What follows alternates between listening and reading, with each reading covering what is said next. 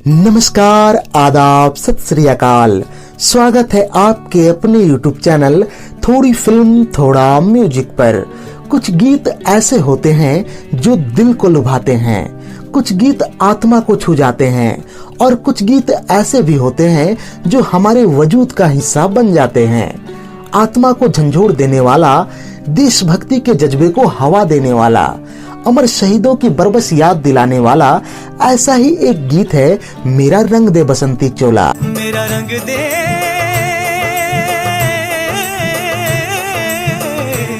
यह गीत किसी पहचान का मोहताज नहीं है।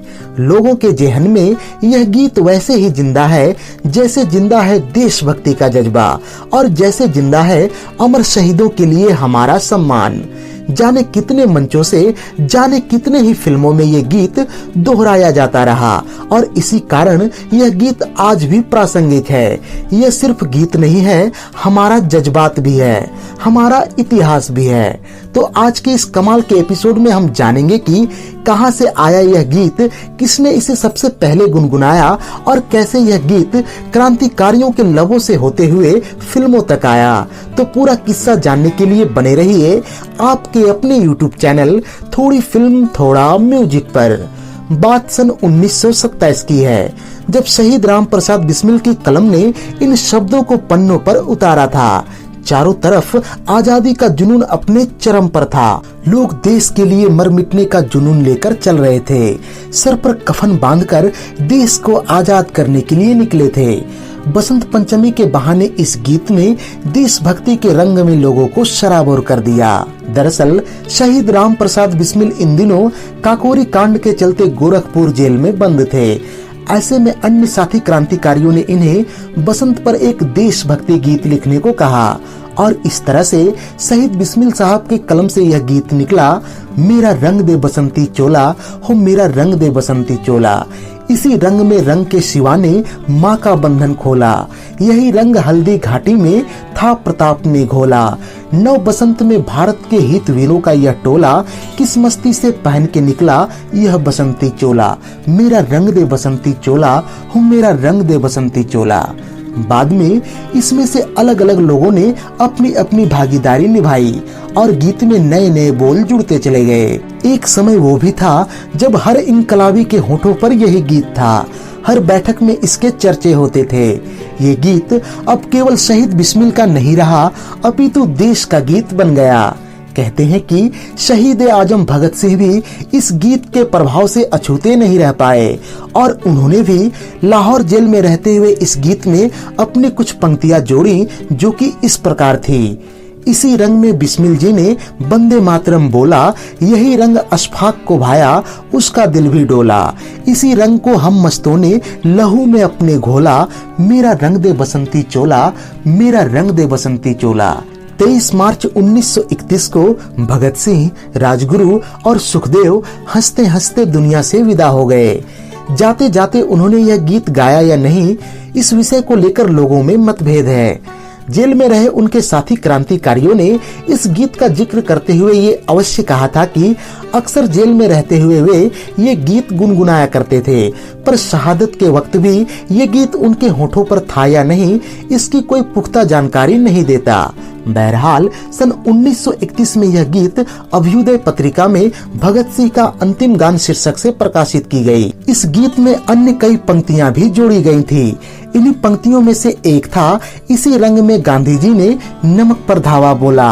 हालांकि उन दिनों गांधी जी शहीद भगत सिंह और उनके सहक्रांतिकारियों के विचारधारा के धुर विरोधी थे।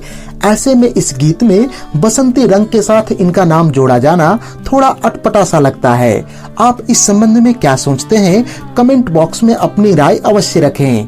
खैर, ये तो थी इस गीत से जुड़ी हुई आजादी से पहले की बातें। चलिए अब बात करते हैं कि आजादी के बाद इस गीत को फिल्मों में कब और कैसे प्रयोग किया गया। दरअसल आजादी के बाद जब हमारे क्रांतिकारियों पर फिल्में बननी शुरू हुई तो भगत सिंह और उनके साथी क्रांतिकारी सबसे आगे रहे। जितनी फिल्में भगत सिंह के जीवन पर बनी है शायद ही किसी और के जीवन पर बनी हो। सन 1965 में आई मनोज कुमार की शहीद भगत सिंह के जीवन पर बनी बेहतरीन फिल्मों में से एक है।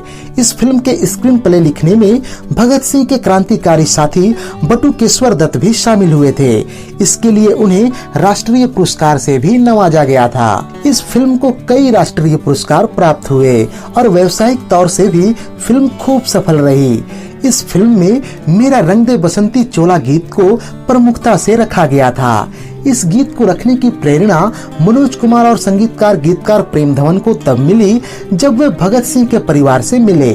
प्रेम धवन ने मूल गीत में कुछ बदलाव करके इस गाने को नया आकार दिया, जिसका जिस्म भले ही अलग लगे पर आत्मा वही थी। इस फिल्म के बाद मेरा रंग दे बसंती चोला को अन्य कई फिल्मों में भी प्रयोग किया गया। एक समय तो ऐसा भी आया जब सन 2002 में एक ही साथ भगत सिंह पर 3 फिल्में बनी।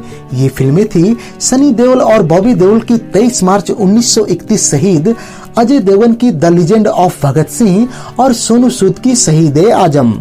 फिल्म 23 मार्च 1931 शहीद में जहां रंग दे बसंती गीत का छोटा संस्करण सुनने को मिला, वहीं the legend of Bhagat Singh में A.R. रहमान और गीतकार समीर ने इस गीत को एक नया स्वरूप प्रदान किया। ये गीत आज भी खूब बजाए जाते हैं और इन्होंने मूल गीत की लोकप्रियता में 4 चांद लगा दिए थे।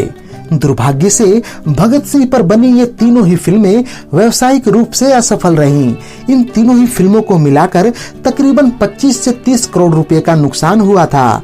इसका प्रभाव यह पड़ा कि समय के साथ क्रांतिकारियों पर फिल्में बननी बेहद ही कम हो गई। यही कारण है कि उसके बाद यह गीत शायद ही किसी फिल्म में सुनने को मिला। पर हाँ, समय दर समय यह गीत कई फिल्मकारों को प्रभावित जरूर करता रहा। सन 2006 में आई राकेश ओम प्रकाश मेहरा की फिल्म रंग दे बसंती का न केवल शीर्षक इस गीत से प्रभावित था, अपितु फिल्म की मूल भावना भी क्रांतिकारियों से ही जुड़ी हुई थी। बहरहाल, इस वीडियो के अंतिम पड़ाव में हम यही कहना चाहेंगे कि लोगों के दिलों में यह गीत कल भी अमर था, आज भी अमर है और कल भी अमर रहेगा, क्योंकि यह हमारा जज्बात भी है, हमारा इतिहास भी है और हमारे वजूद का हिस्सा भी है। तो ये थी शहीद राम प्रसाद बिस्मिल के द्वारा रचित सुप्रसिद्ध गीत मेरा रंग दे बसंती चोला पर हमारी एक खास पेशकश। उम्मीद है कि यह वीडियो आपको बेहद ही पसंद आई होगी। अगर यह वीडियो पसंद आई हो तो इसे लाइक और शेयर करें तथा ऐसे ही दिलचस्प वीडियोस की नोटिफिकेशन पाने के लिए चैनल को सब्सक्राइब करके बेल आइकॉन में ऑल का बटन दबा दें। धन्यवाद।